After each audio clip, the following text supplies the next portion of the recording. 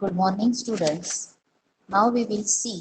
आता आपल्याला सेतू अभ्यासक्रम त्याच्यामधलं जॉमेट्रीसाठी पुढचा भाग जो 6th डे आहे तो कशासाठी दिलेला आहे तर कंडिशनल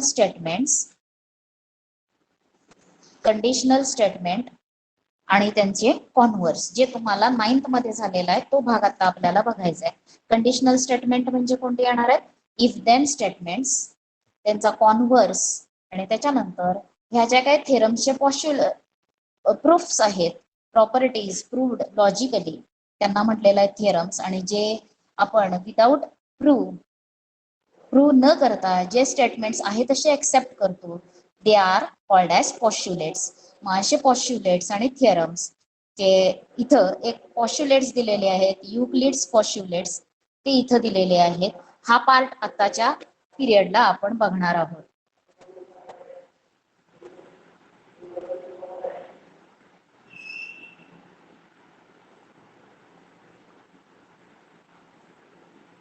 आता याच्यामध्ये तुम्ही बघितलेलं आहे काल मी 4-5 दिवसाचं तुम्हाला म्हणजे जे काही जॉमेट्रीचं आहे तेवढं मी तुम्हाला दिलेलं आहे. आणखी कालचा दिवस सुद्धा आपण बघितला, त्याच्यामध्ये तुम्हाला टाइप्स ऑफ अँगल्स होते आणि टाइप्स ऑफ अँगल्स कोणते कोणते बघितले तुम्ही, जे तुम्हाला इथं 9th मध्ये तुम्ही स्टडी केलेले आहे. टाइप्स ऑफ अँगल्स मध्ये ऍडजस्टंट अँगल्स बघितले. त्याच्यानंतर तुम्ही ऍडजस्टंट अँगल्स कशाला म्हटलेलं आहे तर ज्यांचे काय सेम असणार आहेत, वन व्हर्टेक्स, 2 अँगल्स असे की ज्यांचे व्हर्टायसेस काय असणार आहेत, one vertex is common and one side is common to both angles, then these angles are called as adjacent angles. ही आहे पहिली पेअर. आपण डिफरंट पेअर्स ऑफ अँगल्स त्याच्यामध्ये पहिलं बघितलं ऍडजस्टंट अँगल्स. ऍडजस्टंट अँगल्स साठी तुम्ही काल लिहिलेलं असेल. त्याच्यानंतर पेअर कोणती आहे, अँगल्स ऑफ लिनियर पेअर, म्हणजे अँगल्स फॉर्मिंग लिनियर पेअर. मग पहिली प्रॉपर्टी लिनियर पेअर्सचे अँगल्सची काय आहे, the sum of angles in linear pair is 180 degrees. आता लिनियर पेअर्स मध्ये असलेले अँगल्स हे कसे असणार आहेत, एकमेकांना ऍडजस्टंट असणार आहेत. म्हणजे एव्हरी पेअर ऑफ किंवा every angles in linear pair are adjacent. सगळे अँगल्स जर लिनियर पेअर्स मध्ये अँगल्स असतील तर ते काय असणार आहेत, ऍडजस्टंट असणार आहेत. इथं तुम्हाला एक एक्झाम्पल दिलेलं आहे, angle AOB and angle BOC हे ऍडजस्टंट अँगल्स आहेत, ऍज वेल एज त्यांचे ऍडिशन 180 येते, म्हणून ते कसले अँगल्स आहेत, अँगल्स इन लिनियर पेअर. त्या अँगल्स मध्ये बघा, angle AOB and angle BOC याच्यामध्ये व्हर्टेक्स O कॉमन आहे, एक साइड जी आहे अँगलची ती सुद्धा कॉमन आहे, तो आहे रे OB किंवा साइड OB कॉमन. आणि त्याचबरोबर राहिलेल्या ज्या 2 साइड्स आहेत अँगलच्या, पहिल्या अँगल मधली साइड OA म्हणजेच रे OA आणि दुसऱ्या अँगल मधला रे OC, हे 2 रेज एकमेकांना काय आहेत, व्हर्टिकली अपोजिट अँगल्स. मग या अँगल्स, या पेअर्स ऑफ अँगल्सला काय म्हटलेलं आहे, linear angles in linear pair. आता इथं बघितलं तर इथं तुम्हाला 3 अँगल्स दिसतात आणि त्या 3 अँगल्सची ऍडिशन किती येणार आहे, 180 डिग्रीज. पण angle BOA, BOC and angle COD हे काय असणार आहेत, एकमेकांचे लिनियर पेअर्स मध्ये असलेले अँगल्स असणार आहेत.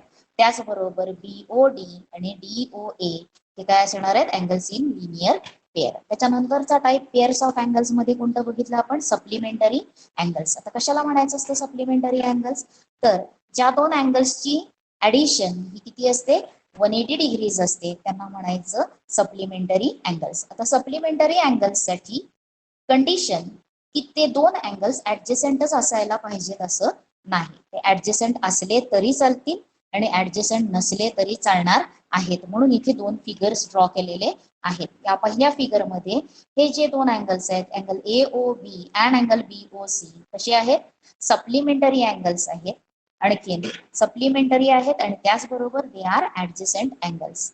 म्हणजे सप्लिमेंटरी अँगल्स असण्यासाठी, 2 अँगल्स सप्लिमेंटरी असण्यासाठी ते ऍडजस्टंटच असायला पाहिजेत अशी कंडिशन नाही.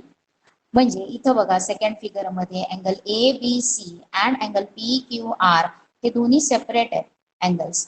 हे दोन्हीही कसले अँगल्स आहेत, एक अँगल अॅक्यूट आहे, एक अँगल ऑब्ट्यूज आहे, आणि हे दोन्ही सेपरेट आहेत. म्हणजे त्यांच्यामध्ये एकही साइड किंवा व्हर्टेक्स कॉमन नाही, त्यांच्या अँगलचा व्हर्टेक्स हे दोन्ही डिफरंट आहेत आणि त्याच्यामुळे साइड्स पण कॉमन नाहीत.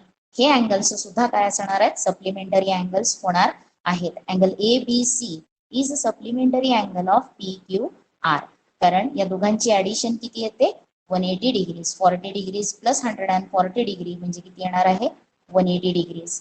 इथे सुद्धा angle A O B is supplementary angle of, कुठल्या अँगलचा सप्लिमेंटरी अँगल आहे एओ बी, तर अँगल बीओ सी चा सप्लिमेंटरी अँगल आहे. त्याच्यानंतरची पेअर तुम्ही कोणती बघितलेली आहे, कॉम्प्लिमेंटरी अँगल्स. पेअर्स किंवा अँगल्स इन कॉम्प्लिमेंटरी अँगल्स. आता कॉम्प्लिमेंटरी अँगल्स मध्ये सुद्धा किती असणार आहेत अँगल्स, 2 अँगल्स असणार आहे.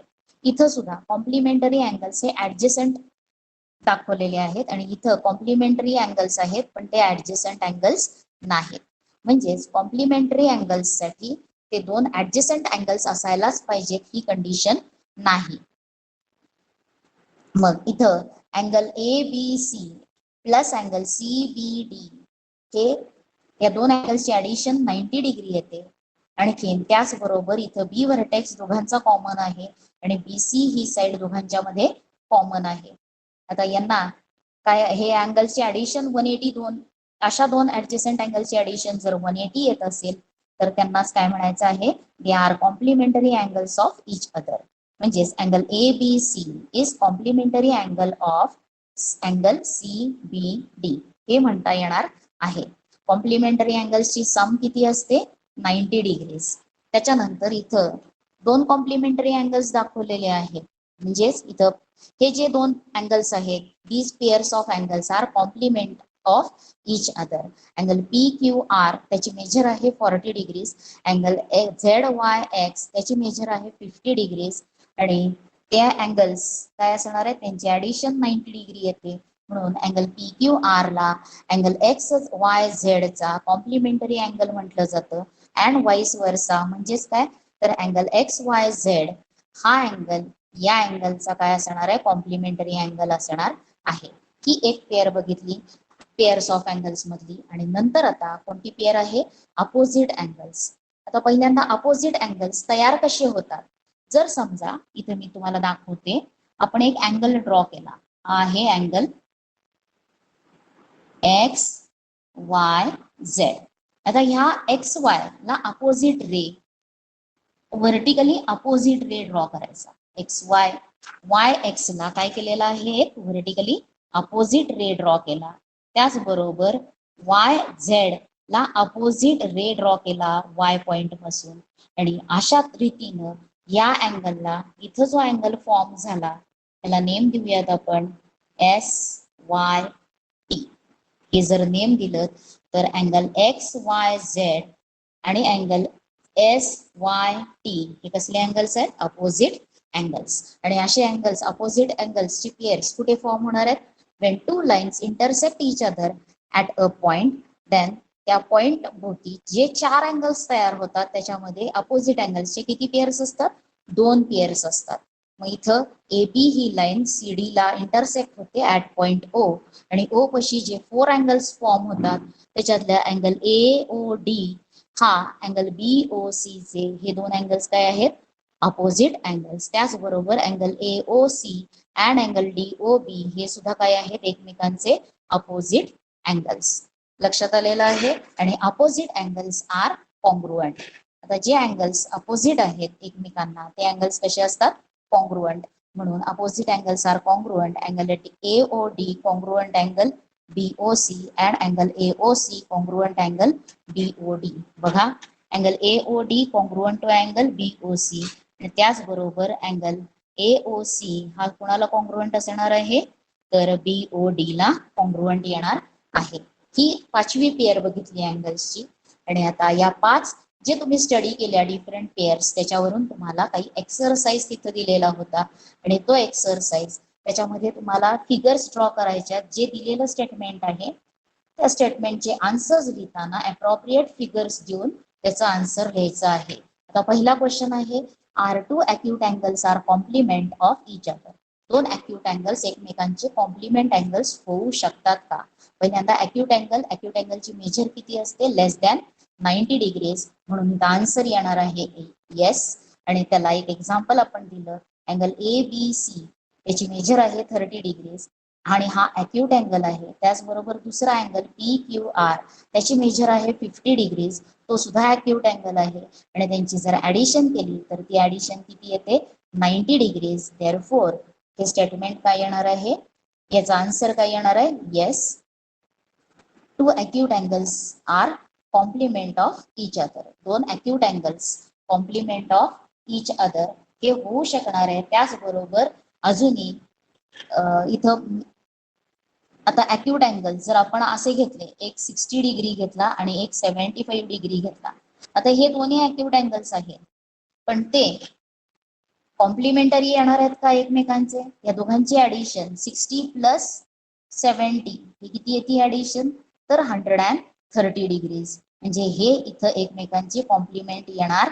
दिस pair of acute angles is not काय येणार आहे, कॉम्प्लिमेंट. म्हणून इथं आन्सर काय येणार आहे, ऑलवेज ट्रू येणार नाही, ऑलवेज येणार नाही. इट मे बी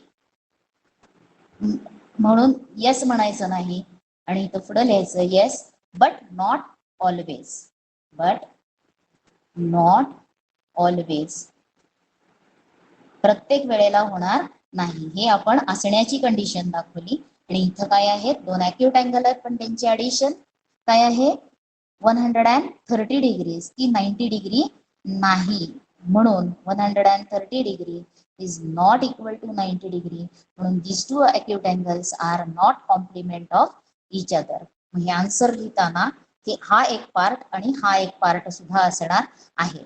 यस लिहिलंय पण आपण ब्रॅकेट मध्ये काय लिहिलेलं आहे, बट नॉट ऑलवेज, प्रत्येक वेळेला होणार नाही.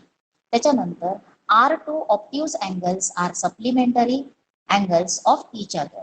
आता सप्लिमेंटरी ऑप्ट्यूज अँगल्स, आता ऑप्ट्यूज अँगल म्हटल्यानंतर त्याची मेजर किती असते ऑप्ट्यूज अँगलची, तर ऑप्ट्यूज अँगलची मेजर ही REASON, ऑप्ट्यूज अँगलची मेजर ही ग्रेटर दॅन 90 डिग्रीज असते.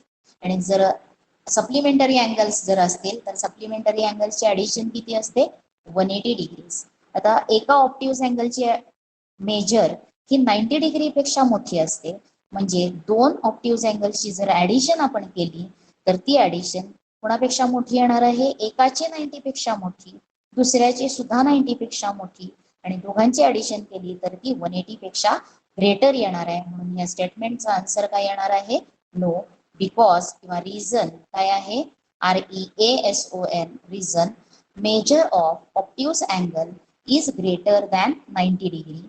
Therefore, sum of two obtuse angles is greater than 180 degrees. म्हणून हे स्टेटमेंट काय होणार आहे, therefore two obtuse angles are not supplementary angles of each other.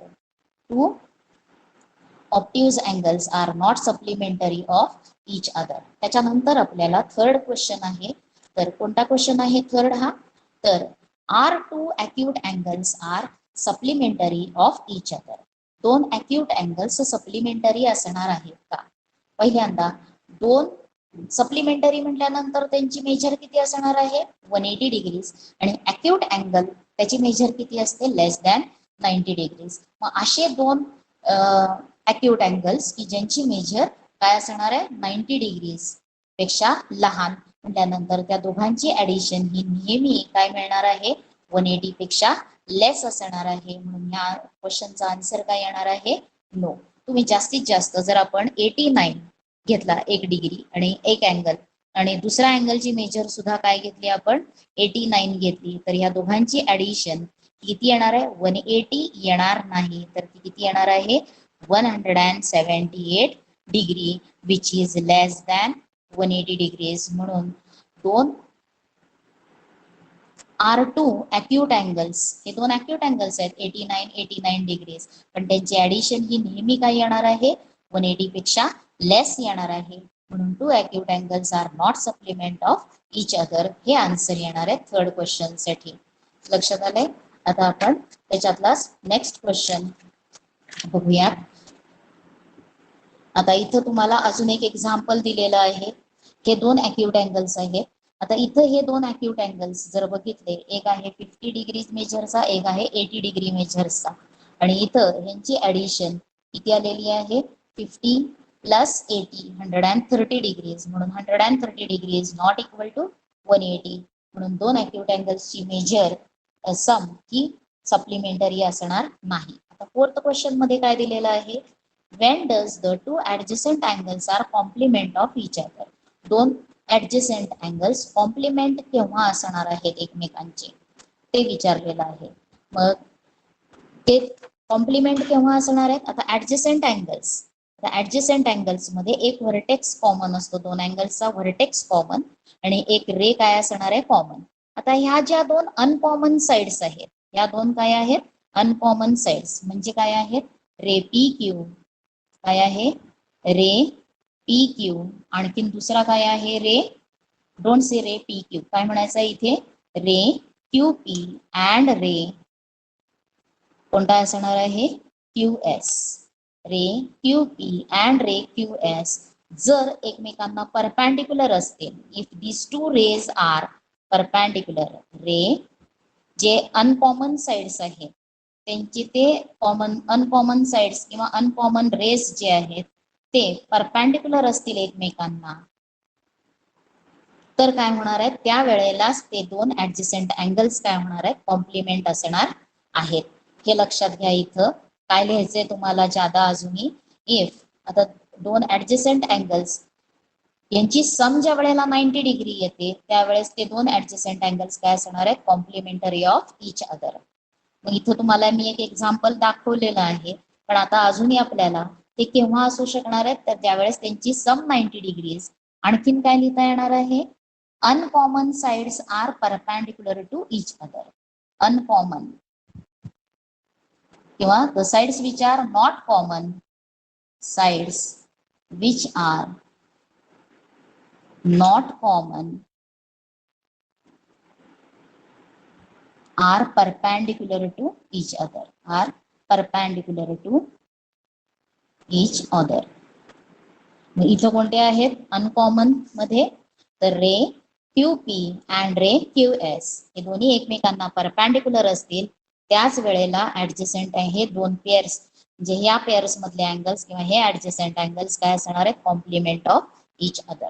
लक्षात आलंय. आता त्याच्यानंतर तुम्हाला काय क्वेश्चन आहे are the two obtuse angles forms the pair of angles in linear pair of each other. आता दोन ऑप्टिव्ह अँगल्स हे लिनियर पेअर्सचे अँगल्स किंवा लिनियर पेअर मध्ये असू शकणार आहेत का. Can the two obtuse angles forms angles in linear pair. पहिल्यांदा ऑप्टिव्ह अँगलची मेजर काय असते ग्रेटर दॅन 90 डिग्रीज. आता लिनियर पेअर मध्ये असलेल्या अँगल्सची ऍडिशन किती असते 180 डिग्रीज. आता लिनियर पेअर मध्ये किती अँगल्स असतात 2 अँगल्स त्यांच्यामध्ये एक व्हर्टेक्स कॉमन आणि एक लाईन काय असते एक साइड कॉमन आणि ज्या अनकॉमन आहेत त्या परस्पर विरुद्ध असतात एकमेकांना अपोजिट असतात ते आर व्हर्टिकली अपोजिट रेज. म्हणजे बघा समजा these two are linear angles here angles in linear pair मग A O B आणखीन इथं लिहिलं आपण C. आता याच्यामध्ये यांना आपल्याला हे दोन अँगल्स इन लिनियर पेअर म्हणता येणार आहे. त्याच्यामध्ये या दोन अँगल्स ऍडजसेंट आहेत एक व्हर्टेक्स कॉमन आहे दोघांच्या मध्ये अँगलचा व्हर्टेक्स कॉमन आणि एक साइड काय आहे कॉमन आणि ज्या अनकॉमन साइड आहेत म्हणजेच अनकॉमन रेज म्हणजे कोणते आहेत sides ray O A and ray O C are vertically opposite to each other. हे दोन रेज एकमेकांना परस्पर विरुद्ध असणार आहेत त्यावेळेस या अँगल्सच्या पेअर्सला काय म्हणायचं अँगल्स इन लिनियर पेअर. आता याच्यामध्ये जर एक ऑप्टिव्ह अँगल असेल तर दुसरा ऑप्टिव्ह अँगल करायला गेलो आपण ग्रेटर दॅन 90 डिग्री करायला गेलो तर रे O A and O C हे काय होणार आहे they R not vertically opposite of each other. हे दोन्ही व्हर्टिकली अपोजिट येणार नाहीत म्हणून हे यांना अँगल्स इन लिनियर पेअर म्हणता येणार नाही. इथं येईल तो सी जर ऑप्टिव्ह ग्रेटर दॅन 90 डिग्री असेल तर हा इथं येणार आहे म्हणून the sum of two obtuse angles is greater than 180 degrees and the sum of angles in linear pair is 180 degrees. Therefore no two obtuse angles forms a pair of angles in linear pairs of each other. हे answer येणार आहे. आता तुम्हाला मी हे झालं कुठला दिवस आहे हा कालचा दिवस होता. आता आजच्या दिवशी तुम्हाला काय काय बघायचं आहे ते मी तुम्हाला सांगते. त्याच्याही आधी पहिला दिवस मी तुम्हाला जॉमेट्रीचं जे सुरू झालेलं आहे त्या जॉमेट्रीसाठी सांगते. तुम्ही फर्स्ट डे काय बघितलेलं आहे, थर्ड डे साठी तुम्ही लिहिलेलं आहे. तुम्ही फक्त मी दिलंय ते लिहिताय आणि मला पाठवताय, पण त्याचे तुम्हाला काय करायचं आहे, अभ्यास करायचा आहे. आता थर्ड डे मध्ये तुम्ही काय काय शिकला, तर त्याच्यामध्ये तुम्ही कोलिनियर पॉइंट्स, तर कोलिनियर पॉइंट्स असतील. कोलिनियर पॉइंट्स कशाला म्हणायचं, तर कोलिनियर पॉइंट्स म्हणजे all the points lying on same line, then the points are called as collinear points. Non collinear points म्हणजे दिलेले सगळे पॉइंट्स एका लाईन वरती लाय होत नसतील तर त्यांना म्हणायचं नॉन कोलिनियर पॉइंट्स. आता इथं ए बी पी क्यू हे नॉन कोलिनियर पॉइंट्स आहेत. जर आपण प्रत्येक दोन पॉइंट्स जॉईन केल्या तर आपल्याला अशा इथं एक लाईन, ही लाईन, ही लाईन, ही लाईन, त्याचबरोबर पीबी ही लाईन एक ड्रॉ करायला येणार आहे आणि त्याचबरोबर ए क्यू ही सुद्धा लाईन ड्रॉ करायला येणार आहे. मग तुम्हाला असं विचारला जाऊ शकतो क्वेश्चन, 4 नॉन कोलिनियर पॉइंट्स मधून जास्तीत जास्त maximum how many lines can pass. मग किती येणार आहेत, 1, 2, 3, 4, 5 आणखी 6 लाईन्स पास होणार आहेत. हे लक्षात घ्या. हा क्वेश्चन याच्यावरती विचारला जाऊ शकतो एक्सरसाइज मध्ये तुम्हाला. त्याच्यानंतर तुम्हाला पुढचं लाईनचं नेम लिहिताना आपण स्मॉल लेटर्स यूज करतो किंवा लाईन वरती 2 पॉइंट्स देतो, ते पॉइंट्स कॅपिटल असतात. आणि लाईन पी क्यू असं म्हटलं तरी चालतं, लाईन क्यू आर म्हटलं तरी चालणार आहे, किंवा लाईन डिनोट करताना स्मॉल लेटर्स किंवा लाईन वरती 2 पॉइंट्स दिले जातात आणि त्याच्यावरून सुद्धा लाईन डिफाईन करता येते. आता त्याच्यानंतर तुम्हाला काय बघायचं आहे, प्लेन. आता कशाला म्हटलेलं आहे प्लेन, प्लेन हा काय आहे, फ्लॅट सरफेस, एक flat surface which can be extended on all sides, त्याला म्हटलेलं आहे प्लेन. आता कोप्लेनर लाईन्स कशाला म्हणायचं आहे, जर एकाच प्लेन मध्ये दिलेल्या सगळ्या लाईन्स लाय होत असतील तर त्याला काय म्हणायचं आहे, कोप्लेनर लाईन्स. आणि जर दिलेल्या सगळ्या लाईन्स एकाच प्लेन मध्ये लाय होत नसतील तर त्यांना काय म्हणायचंय, नॉन कोप्लेनर लाईन्स. आता प्लेन साठी एक्झाम्पल जर बघायचं झालं तर तुम्ही काय बघू शकता, बघा ज्या काही तुमच्या घरामध्ये तुम्ही बसलाय, मग तुमच्या घरामध्ये समोरची भिंत जी असेल ती ते एक प्लेन तयार होणार आहे, मागची भिंत एक प्लेन तयार होणार आहे, उजव्या बाजूला असलेली भिंत, डाव्या बाजूला असलेली भिंत, ह्या काय होणार आहेत, प्लेन्स तयार होणार आहेत.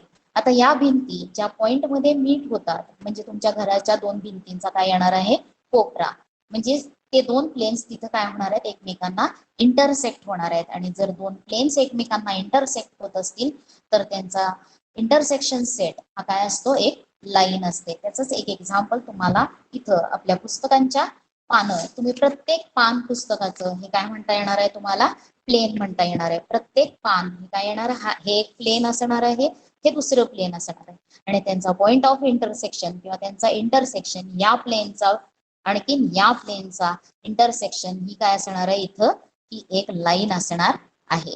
लक्षात आलेलं आहे. हे झालं प्लेन साठी तुम्ही स्टडी केलेलं किंवा याच्या आधी हे सगळं स्टडी केलेलं आहे. आणि त्याच्या एक्सरसाइज मध्ये तुम्हाला काय दिलेलं आहे, how many lines can pass through any one point, एका पॉइंट मधून किती लाईन्स पास होणार आहेत, तर infinite lines can pass through one point. त्याच्यानंतर how many lines passes through given 2 points, 2 points मधून किती लाईन्स पास होणार आहेत, तर 1 अँड ओनली 1 लाईन 2 पॉइंट्स मधून पास होणार आहे. त्याच्यानंतर तुम्हाला how many planes are how many planes are exist by a line and a point outside the line. एक लाईन आणि त्या लाईनच्या बाहेर असलेल्या पॉइंट यांच्यामुळं, आता लाईन वरचे पॉइंट्स इथं जर आपण 2 पॉइंट्स कन्सिडर केले आणि हा थर्ड पॉइंट, हे 3 पॉइंट्स कसे येणार आहेत, नॉन कोलिनियर पॉइंट्स येणार आहेत. आता लाईन आणि लाईनच्या बाहेर असलेल्या पॉइंटमुळं किती प्लेन्स डिफाईन होणार आहेत, तर 1 अँड ओनली 1 प्लेन डिफाईन होणार आहे. त्याच्यानंतर म्हणजे त्यामध्ये या दोघांच्या मध्ये किती प्लेन्स एक्झिस्ट होणार आहेत, 1 अँड ओनली 1 प्लेन एक्झिस्ट होणार आहे. त्याच्यानंतरचा क्वेश्चन काय आहे, तर are given any 3 points are coplanar. मग गिव्हन एनी 3 पॉइंट्स, कोणतेही 3 पॉइंट्स ला कोप्लेनर म्हणता येणार आहे का, मग आता इथं बघा हे 3 पॉइंट्स ए बी आणि सी हे काय आहेत, कोलिनियर, म्हणजे हे असताना नॉन कोलिनियर आहेत, पण आपल्याला त्यांना कोप्लेनर मध्ये म्हणता येणार आहे, कारण का ए बी मधून एक लाईन पास होणार आहे आणि ए बी च्या बाहेर असलेला पॉइंट काय आहे, सी, म्हणजे a line and a point outside the line exist one plane, म्हणजे ह्याच्यामधून एक प्लेन पास होणार आहे. आणि त्याचबरोबर तिन्ही पॉइंट जर नॉन कोलिनियर असतील, तिन्ही पॉइंट कोलिनियर असतील तर ते एका रेषेवरती एक्झिस्ट होणार आहेत आणि ही लाईन म्हणजे यांच्यामधून सुद्धा एक प्लेन एक्झिस्ट होणार आहे, किंवा याच्यामधून are given any 3 points are coplanar, यांना पण म्हणता येणार आहे कोप्लेनर पॉइंट्स ह्या कंडिशनला पण. आणि त्याच्यानंतर आहे are the two intersecting lines coplanar. आता दोन इंटरसेक्ट होणाऱ्या लाईन्स हे कोप्लेनर असणार आहेत का, तर दोन इंटरसेक्ट होणारे लाईन्स हे काय असणार आहेत, कोप्लेनर असणार आहेत. म्हणजेच इथं लाईन पी आणि लाईन क्यू इंटरसेक्ट होतात एम पॉइंट मध्ये, म्हणून दिस टू लाईन्स आर कोप्लेनर. हे दोन्ही काय असणार आहेत, एकाच प्लेन मध्ये एक्झिस्ट होणार आहेत. लक्षात आलंय, म्हणजे ही लाईन आणि या लाईन वरचा एक पॉइंट जर आपण घेतला तर हे 3 पॉइंट झाले, एक लाईन आणि हा लाईनच्या बाहेर असलेला पॉइंट, यांच्यामधून एक प्लेन जाणार आहे. त्याचबरोबर ही लाईन घेतली, याच्यावरती 2 पॉइंट्स कन्सिडर केले आणि हा तिसरा या लाईन वरती एक पॉइंट कन्सिडर केला, तर या कंडिशन मध्ये सुद्धा एक प्लेन पास होणार आहे. म्हणून लाईन पी अँड क्यू जर इंटरसेक्टिंग लाईन्स असतील तर ते काय असणार आहेत, एकाच प्लेन मध्ये they are coplanar. Two intersecting lines are coplanar, ते कोप्लेनर असणार आहेत. ह्या कंडिशन्स तुम्ही बघितल्या. त्याच्यानंतरचा अजून एक आहे आणि ते कोणतं आहे, what is the intersection set of line and a plane.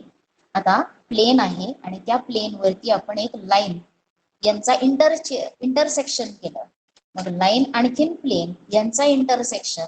आता याच्यासाठी तुम्हाला एक्झाम्पल जर बघायचं झालं तर तुम्ही एक प्लेन कागदाचा प्लेन घ्या आणि त्याच्यामध्ये सुई घाला, त्याच्यामध्ये तुम्ही एक पॉइंट असं जर तुम्ही त्याच्यामध्ये ती सुई किंवा पिन असेल अशी तिरकी जर घातली तर पिन काय डिनोट करणार आहे, लाईन डिनोट करणार आहे, ती थोडी पेपरच्या पाठीमागच्या बाजूला सुद्धा जाणार आहे. मग हा प्लेन आणि हे काय तुमची पिन आहे किंवा निडल जी आहे त्यांचा पॉइंट ऑफ इंटरसेक्शन हा काय असणार आहे, ओनली अ पॉइंट, एक पॉइंट असणार आहे. ते एक एक्झाम्पल इथं तुम्हाला दाखवलंय. निडल म्हणजे मी निडल हे एक्झाम्पल दिलंय, ते निडल काय रिप्रेझेंट करणार आहे, लाईन रिप्रेझेंट करणार आहे. मग here intersection set of a line and a plane is point M. इथं प्लेनचं नेम काय आहे, ABCD. आता प्लेन डिफाईन करताना आपण 3 पॉइंट्स दाखवले तरी चालतात, ABC असं म्हटलं तरी चालतं किंवा ABCD हा पूर्ण यूज केला तरी चालतो. आणि ही काय आहे, लाईन. ही लाईन एल ही प्लेन ABCD ला इंटरसेक्ट होते. कोणत्या पॉइंटला इंटरसेक्ट होते, एम पॉइंटला इंटरसेक्ट होते. म्हणजे एम हा पॉइंट प्लेनला आणि या लाईनला काय असणार आहे, कॉमन असणार आहे. तुम्ही इंटरसेक्शन सेट हे अल्जेब्रामध्ये बघितलेलं आहे. इंटरसेक्शन सेट म्हणजे काय, दोन सेट मध्ये असलेला कॉमन, त्याला म्हणलेला आहे, तो येणार आहे इंटरसेक्शन सेट मध्ये. म्हणजे हा पॉइंट एम हा प्लेन वरती पण असणार आहे आणि लाईन वरती सुद्धा असणार आहे. म्हणून intersection of a line and a plane is a point. कळलंय. आणि त्याच्यानंतर मी मगाशी तुम्हाला एक एक्झाम्पल सांगितलं, वहीची पानं आपण दाखवली, प्लेन्स जर घेतले म्हणजे जर दोन प्लेन्स एकमेकांना इंटरसेक्ट झाले तर ते इंटरसेक्शन काय असणार आहे, एक लाईन असणार आहे. इंटरसेक्शन ऑफ प्लेन ABCD आणि दुसरा प्लेन कोणता आहे तर FBCE, यांचा इंटरसेक्शन काय आहे, line BC is a line BC. लक्षात आलेला आहे इथपर्यंत. मी 2 दिवसासाठी तुम्हाला हा एक्सप्लेन केलेला आहे आणि तिसरा राहिलेला आहे तो म्हणजे कोणता आहे तर कोऑर्डिनेट्स ऑफ पॉइंट. आणखीन हे तुम्हाला 9th मध्ये व्यवस्थित झालेलं आहे, भरपूर वेळा सांगितलेलं आहे. कोऑर्डिनेट कशाला म्हणायचं, मग पॉइंट नंबर लाईन वरती जो नंबर डिनोट करतो त्याला म्हणायचं coordinate of that point. 2 points मधलं डिस्टन्स घेताना काय बघायचं आहे, त्यांच्या कोऑर्डिनेटचं कंपॅरिझन करायचं. ग्रेटर कोऑर्डिनेट मधून स्मॉलर कोऑर्डिनेट मायनस केला तर त्या 2 पॉइंट्स मधलं तुम्हाला डिस्टन्स मिळणार आहे. बिटवीननेस म्हणजे 3 पॉइंट्स कोलिनियर असेल तरच बिटवीननेस एक्झिस्ट होणार आहेत आणि त्याच्या पॉसिबिलिटीज इथं दिलेल्या आहेत. आणि त्याच्यावरती एक्झाम्पल्स सॉल्व्ह केलेले आहेत, जे तुम्हाला 9th मध्ये सगळं झालेलं आहे. आता बिटवीन नेक्स्ट पी आणि क्यू मध्ये आर हा पॉइंट जर येत असेल तर हे स्टेटमेंट काय झालं पाहिजे, ट्रू झालं पाहिजे. म्हणजेच डिस्टन्स पी क्यू हे कोणत्या दोन डिस्टन्सच्या ऍडिशन एवढं आलं पाहिजे, distance Q R plus distance P R एवढं आलं पाहिजे. आणि त्याचबरोबर मिड पॉइंट ऑफ सेगमेंट, इथं सेगमेंट ए बी ही सेगमेंट आहे, लाईन आहे, त्या लाईन वरती कोणते दोन पॉइंट्स आहेत, ए अँड बी, आणि त्यांच्या मध्य पॉइंट बरोबर कोणता आहे, एम. त्याच्यामुळे दोन सेगमेंट्स ए एम आणि एम बी हे इक्वल लेंथचे असणार आहेत. आणि ए एम आणि एम बी हे लेंथ ए बी च्या काय असणार आहेत, हाफ असणार आहे. याच्यावरती इथं एक्झाम्पल्स आहेत, लक्षात येतील हे एक्झाम्पल्स तुम्हाला सॉल्व्ह करायला दिले. एक्झाम मध्ये असेच प्रश्न तुम्हाला विचारले जाऊ शकतात आणि ते येतील करायला. बघा इथं नंबर लाईन वरती पी पॉइंट आहे, त्याचा कोऑर्डिनेट आहे -3 आणि पी पॉइंट पासून 5 डिस्टन्स वरती असलेले इक्वल पॉइंट्सचे coordinates, the points which are at equidistant from P, त्यांचे कोऑर्डिनेट्स विचारले. मग एक पॉइंट असा उजव्या बाजूला असणार आहे आणि एक पॉइंट डाव्या बाजूला असणार आहे. उजव्या बाजूचे पॉइंटचा कोऑर्डिनेट काढण्यासाठी पी च्या कोऑर्डिनेट मध्ये +5 करायचं आणि डाव्या बाजूचा कोऑर्डिनेट फाइंड करण्यासाठी पी च्या कोऑर्डिनेट मध्ये, पीचा कोऑर्डिनेट काय आहे -3, त्याच्यामधून -5 काय करायचे, मायनस करायचे आणि ते इथं केलेलं आहे, लक्षात आलेलं आहे. आणि इथं ए बी ही दिलेली आहे तुम्हाला आणि एम हा मिड पॉइंट दिलाय आणि तुम्हाला ए एम फाइंड करायला विचारलंय. मग A M equal to M B is equal to half A B आणि म्हणून ए बी ची लेंथ किती येणार आहे, 9 युनिट्स. अशा प्रकारे तुम्ही तुमच्या वहीमध्ये जॉमेट्रीच्या हे जे 3 दिवस मी एक्सप्लेन केलेले आहेत ते करायचं, लिहायचं आहे. आणि तरी त्यातून आजचा काय आहे तर कंडिशनल स्टेटमेंट्स आहेत आणि हे कंडिशनल स्टेटमेंट्स तुम्हाला 9th मध्ये झालेले आहेत. मी तुम्हाला डायरेक्ट एक्सरसाइजचे क्वेश्चन्स नंतर देणार आहे. पहिल्यांदा कंडिशनल स्टेटमेंट कसे स्टार्ट होतात, इफ देन ही फ्रेज असते. आता इफ नंतर येणारा जो पार्ट असतो, आता इथं काही एक्झाम्पल दिलंय बघा तुम्हाला, तर कोणतं आहे, if a quadrilateral is a rhombus then its diagonals are perpendicular to each other. If नंतर येणारा जो पार्ट आहे, इफ नंतर येणारा जो पार्ट आहे आणि ज्याच्यामुळे पूर्ण मीनिंग सेंटेन्स तयार होणार आहे, अ क्वाड्रिलॅटरल इज अ रोम्बस, याला काय म्हणायचं असतं तर इफ नंतर येणारा असतो त्याला म्हणायचं अँटीसिडंट. आणि देन नंतर येणारा जो आहे, diagonals are perpendicular bisectors of each other, त्याला म्हणायचं कॉन्सिक्वेंट. त्याला काय म्हणायचं आहे, कॉन्सिक्वेंट. अँटीसिडंट आणखी कॉन्सिक्वेंट. इफ नंतर असतो तो अँटीसिडंट आणि देन नंतर असतो तो काय आहे, कॉन्सिक्वेंट. आणि या स्टेटमेंट्सला काय म्हणायचं, म्हणजे इफ देन या फ्रेजनं लिहिले जाणारे स्टेटमेंट्स जे आहेत त्यांना काय म्हणायचं आहे, कंडिशनल स्टेटमेंट. आता कंडिशनल स्टेटमेंटचा कॉन्व्हर्स जर विचारला तर कॉन्व्हर्स मध्ये पहिल्यांदा पार्ट कोणता येणार आहे, कॉन्सिक्वेंट, आणि नंतर कोणता येणार आहे, अँटीसिडंट येणार आहे. आता प्रत्येक कंडिशनल स्टेटमेंटचं कॉन्व्हर्स हा नेहमी ट्रू असेल असं नाही, तो फॉल्स सुद्धा असू शकणार आहे. हे तुम्ही 9th मध्ये बघितलेलं आहे. आणि इथं तुम्हाला कॉन्व्हर्स विचारलेला आहे. आता कॉन्व्हर्स काय आहे, इफ द डायगोनल, आता याच स्टेटमेंटचा जो आपण आधी बघितलं statement, diagonals of if a quadrilateral is rhombus then the diagonals are perpendicular bisectors of each other, हे कंडिशनल स्टेटमेंट. आता त्याचा कॉन्व्हर्स करताना the diagonals are perpendicular bisectors of each other हे पहिल्यांदा येणार आहे. म्हणून if the diagonals of quadrilateral are perpendicular bisectors of each other then it is a rhombus. नंतर जर तर म्हणजे जर दोन क्वाड्रिलॅटरल्सचे दोन diagonals perpendicular bisectors of each other असतील तर तो काय असणार आहे, इट इज रोम्बस. अशी इथं तुम्हाला कंडिशनल स्टेटमेंट आणि त्यांचा कॉन्व्हर्स दिलेला आहे. त्याच्यानंतर इथं काही प्रूफ, युक्लिड्स पॉस्ट्युलेट आहे. There are infinite lines through a point, एका पॉइंट मधून इन्फायनाइट लाईन्स पास होणार आहेत. त्याच्यानंतर there is one and only one line passing through 2 points. त्याच्यानंतर a circle of a given radius can be drawn taking any point as it centre, म्हणजे circle draw करण्यासाठी radius, एखाद्या रेडियसचा circle आपल्याला draw करायचा असेल तर तो कोणत्याही पॉइंट हा सेंटर घेऊन ड्रॉ करता येणार आहे. इथं सेंटर घेऊन ड्रॉ करायला येणार आहे. इथं सेंटर घेऊन सुद्धा ड्रॉ करायला येणार आहे. त्याच्यानंतर all angles are congruent with all right angles are congruent with each other. प्रत्येक राईट अँगल हा काय असतो, कॉन्ग्रुएंट असतो. राईट अँगलची मेजर किती असते, 90 डिग्रीज. त्याच्यानंतर if two interior angles formed on one sides of transversal of two lines added up to less than two right angles, then the lines produced in that direction intersect each other. आता याचा अर्थ काय आहे बघा, तुम्हाला दोन lines intersect होतात. मग दोन लाईन्स इंटरसेक्ट होत असतात. सपोज आता आपण हे दोन लाईन्स घेतल्या, आणखीन त्या दोन लाईन्स इंटरसेक्ट होत आहेत. आता या दोन लाईन्स मी आता फक्त त्या इंटरसेक्ट इथं दाखवल्या. Suppose this is one line and this is other line. ह्या दोन लाईन्स आता जर त्याला मी एक ट्रान्सव्हर्सल ड्रॉ केली, suppose this is line P, line Q and line L is transversal. आता इथं ट्रान्सव्हर्सलच्या एकाच बाजूला तयार झालेले अँगल्स हे कळले. मी आता ह्यांना 1 आणि 2 न रिप्रेझेंट करणार आहे. Angle 1 and 2 are interior angles formed to the left hand side of transversal. आणि अँगल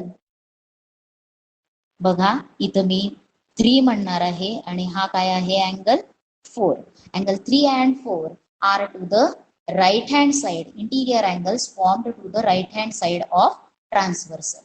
आता कोणत्या दोन अँगल्सची, कोणत्या दोन इंटिरियर अँगल्सची एकाच बाजूची 1 आणि 2 ची ऍडिशन ही केली तर ती काय होत जाणार आहे, आपल्याला ही ऍडिशन किती मिळणार आहे, ग्रेटर दॅन 180 डिग्रीज.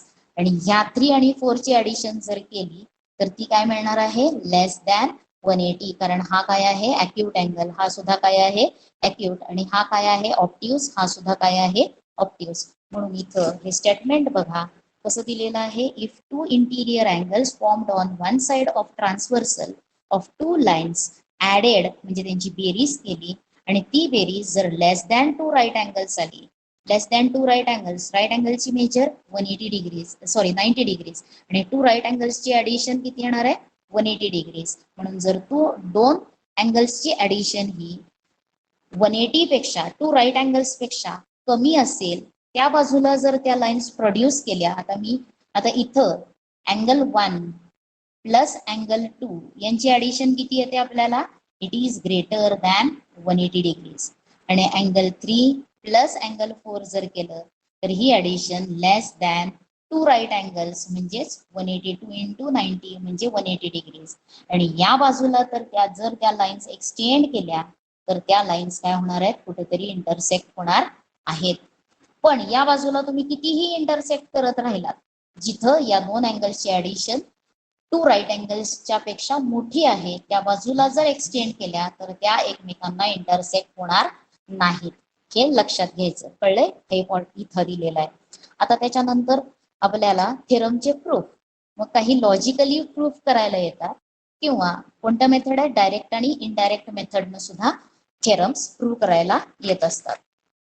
मग थेरम कशाला म्हटलेला आहे, the property is supposed to be true if it can be proved logically, त्याला म्हणायचंय थेरम.